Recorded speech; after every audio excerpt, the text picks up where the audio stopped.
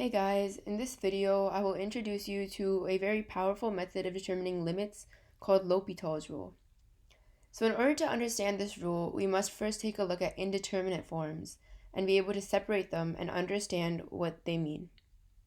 So an indeterminate form means you have some function or you have some value and you need more information to actually understand what that is. It's unclear what the value actually is and you don't understand the behavior of the function.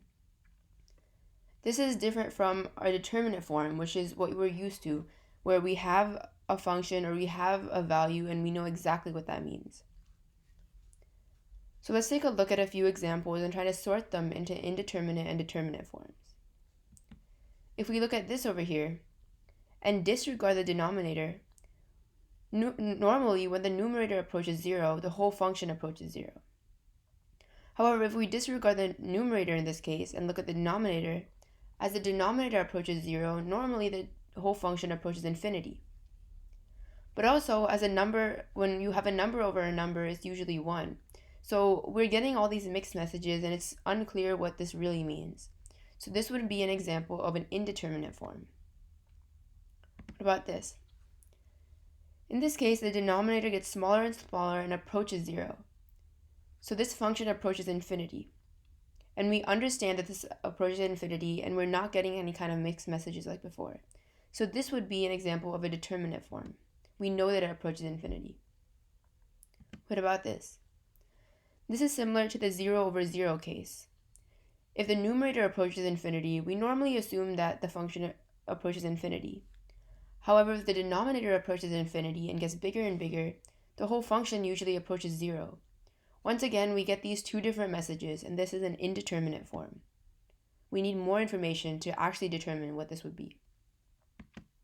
What about this one?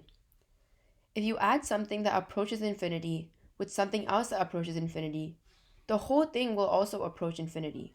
So we understand that this is a determinate form because we know what this really approaches. Now let's take a look at L'Hopital's rule. This applies when you try to find a limit with other methods, but you get an indeterminate form.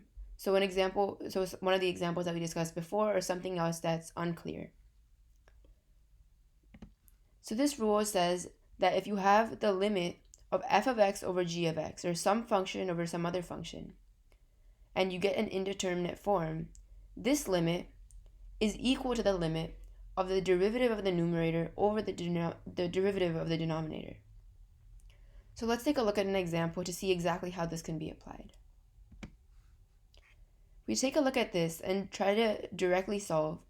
We see 2 cubed equals 8, minus 8 is 0. 2 squared minus 4 equals 0. So we get this 0 out of 0 indeterminate form, which we saw before as an example of an indeterminate form. So we can use L'Hopital's rule in this case.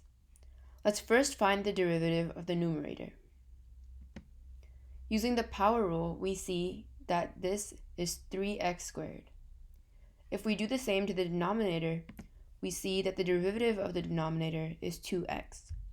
So now we know that this limit is equal to the derivative of the limit of the derivative of the numerator over the derivative of the denominator. You can simplify this limit and see that this is 3. So clearly before we were getting an answer that we didn't really understand and we needed to do something else. And once we use the L'Hopital's rule, we see that the actual limit is 3.